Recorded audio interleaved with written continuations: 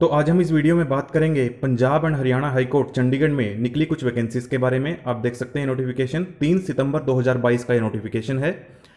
Employment notice और कौन सी vacancies निकली है, क्लर्क की वैकेंसीज निकली है Punjab Haryana high court Chandigarh region के लिए। तो candidates can apply online from 3 September. तो 3 सितंबर से आप अप्लाई कर सकते हैं, यानी कि लिंक एक्टिवेट हो चुका है। लास्ट डेट कब है? 24 सितंबर 2022। इस बात का आपको ध्यान रखना है। Society for centralised recruitment of staff in subordinate courts, तो SSC जो ये सोसाइटी है ये रिक्रूटमेट करती है क्लर्क की तीनों ही रीजन के लिए, चाहे पंजाब रीजन हो, हरियाणा रीजन हो या फिर चंडीगढ़ रीजन। इससे पहले कुछ दिन पहले जो है पंजाब रीजन के लिए 759 वैकेंसीज निकली थी, अब चंडीगढ़ के लिए निकाली गई है। वेबसाइट कौन सी है? www.sssc.gov.in। इस वेबसाइट पर जाकर आप क्लर्क के लिए अप्लाई कर पाएंगे। कितनी वैकेंसीज है? 12 वैकेंसीज निकाली गई हैं। जनरल के लिए 9, SC के लिए 1, OBC के लिए 2। The number of vacancies may be increased और डिक्रीज्ड, तो वैकेंसीज को बढ़ाया या फिर घटाया जा सकता है। The reservation for different categories and related matter will be regulated as per the provisions of the Chandigarh UT subordinate court establishment rules 1997। इस रूल के अकॉर्डिंग जो रिजर्वेशन दिए जाते हैं वो लागू होंगे। अब बात कर लेते हैं एज की। Age limit category wise for the post of clerk age on 1 January 2022। तो एज कब देखी जाएगी आपकी? 1 जनवरी सन 2022 को आपकी एज देखी जाएगी। मिनिमम 18, अधिकतम 37 वर्ष आपकी हो सकती है। 18 to 37 किस दिन? 1 जनवरी 2022 को। यह है जनरल के लिए। अगर बात करें SC के लिए 18 से 42, OBC के लिए 18 से 40, इन सर्विस एम्प्लॉइज के लिए मैक्सिमम है 45। In case of person already in the employment of the Punjab Haryana government, other state government और the government of India, high court, other subordinate court and UT, तो उनके लिए है 45। क्वालिफिकेशन की बात करें तो ग्रेजुएशन मांगते हैं। अब की बार देखते हैं क्या मांगा इन्होंने। The applicant should possess a degree of bachelor of arts, bachelor of science equivalent thereto from a recognised university. तो ग्रेजुएशन होना चाहिए किसी भी स्ट्रीम से और रिकॉग्नाइज्ड यूनिवर्सिटी होनी चाहिए, तो आप अप्लाई कर पाएंगे। He she should have pass matriculation examination with Hindi या Punjabi as one of the subject and must have proficiency in operation of computer. तो यह एक बेनिफिट होता है कि ये चंडीगढ़ रीजन की है, तो यहाँ पर हिंदी भी अगर आपने पास कर रखी है 10वीं में तब भी आप अप्लाई कर पाएंगे। अन्यथा तो जो जैसे पंजाब रीजन के लिए निकलती है तो वहाँ पर केवल पंजाबी होती है, तो हरियाणा या फिर चंडीगढ़ रीजन के हिंदी भाषी जो क्षेत्र के लोग हैं वो अप्लाई नहीं कर पाते हैं। तो अब यहाँ पर जो हिंदी जिसने पढ़ी है वो भी अप्लाई कर पाएगा। यही डिफरेंस होता है पंजाब रीजन और हरियाणा और चंडीगढ़ रीजन की वैकेंसीज में। The applicant should fulfill the conditions of qualification of the last date of receipt of application, that is 24 September 2022 last date of online registration. तो क्वालिफिकेशन की डेट आपकी कब देखी जाएगी? 24 सितंबर सन 2022 जो कि लास्ट डेट है एग्जाम के फॉर्म फिल करने की। उस दिन आपकी क्वालिफिकेशन जो है बैचलर डिग्री कंप्लीट होनी चाहिए, last date of online registration से पहले। जैसे ये वैकेंसीज निकलती है पंजाब हरियाणा हाई कोर्ट पर, इसके जो पास्ट ईयर पेपर होते हैं उन पर भी मैंने काफी सारी वीडियोस बना रखे हैं, अलग से प्लेलिस्ट है, आप मेरे चैनल पर जाकर देख सकते हैं। अब बात करते हैं डिस्क्वालिफिकेशन की कि कौन कौन लोग अप्लाई नहीं कर पाएंगे क्लर्क की वैकेंसीज के लिए। No person who has entered into or contracted a marriage with a person having a spouse living. तो आपने अगर किसी ऐसे व्यक्ति के साथ मैरिज करने का फैसला कर लिया है जिसकी पहले से जो स्पाउस जिंदा है, अगर लड़का है तो लड़की और लड़की है तो लड़का, स्पाउस का मतलब ये होता है।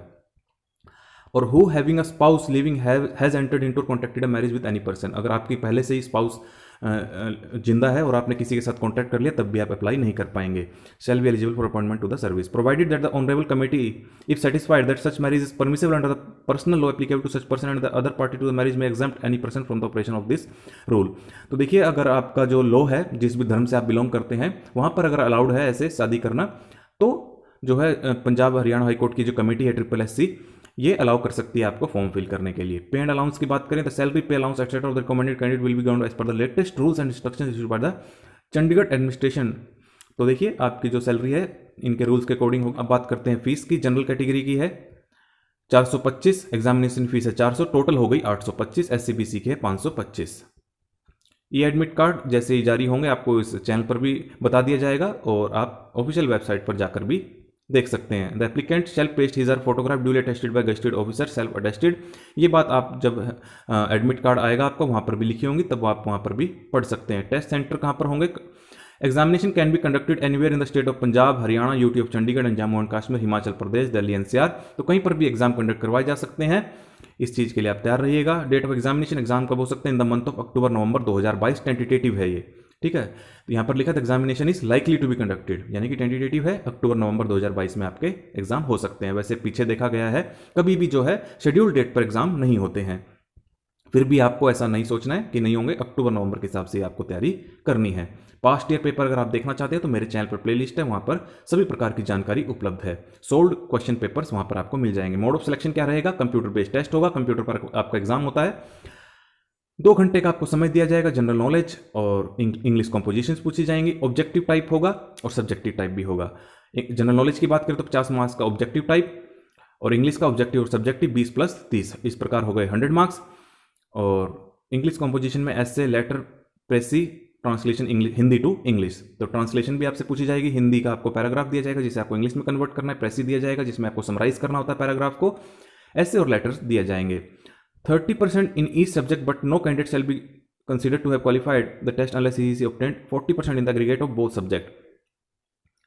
तो आपको प्रत्येक सब्जेक्ट में जो है 33% मार्क्स लाने हैं, लेकिन unless he she obtain 40% marks in the aggregate of both subject, तो 40% मार्क्स भी आपको लाने होंगे। तो दोनों कंडीशन आपको साइमल्टेनियसली फुलफिल करनी है।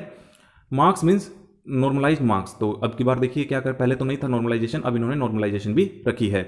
For every wrong answer 1/4 Mark would be deducted, तो यहाँ पर नेगेटिव मार्किंग भी है, इस बात का आपको ध्यान रखना है, क्योंकि नेगेटिव मार्किंग से 1 या 2 नंबर का फर्क पड़ जाता है तो आप बाहर हो सकते हैं लिस्ट से। तो कंप्यूटर प्रोफिशिएंसी टेस्ट भी होगा आपका।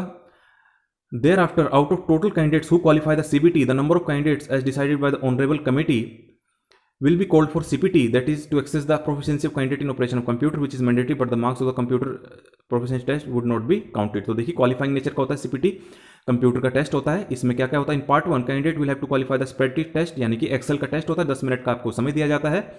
40% और मोर, दैट इज 4 मार्क्स आपको लेने होते हैं। बहुत ही इजी क्वेश्चन आते हैं इस पे।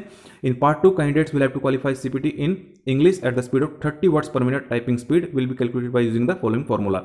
तो यहाँ पर जो है 30 वर्ड्स पर मिनट की फिर आपकी जो है टाइपिंग स्पीड भी देखी जाएगी। ये थोड़ी टफ होती है, इसमें जो है लो के जो थोड़े बड़े बड़े वर्ड्स होते हैं वो दिए जाते हैं, जो नॉर्मल बाकी एग्जाम में आपको छोटे छोटे वर्ड दिए जाते हैं 5 या 6 लेटर के, वो नहीं होते। यहाँ पर थोड़े बड़े होते हैं, 10 से 12 डिजिट के भी, 10 से 12 लेटर के भी जो आपके यहाँ पर वर्ड्स दिए जाते हैं।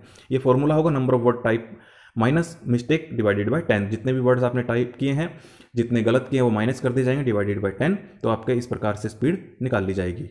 इस बात का आपको ध्यान रखना है कि टाइपिंग टेस्ट आपका तभी होगा जब आप एक्सेल का टेस्ट पास कर लेंगे।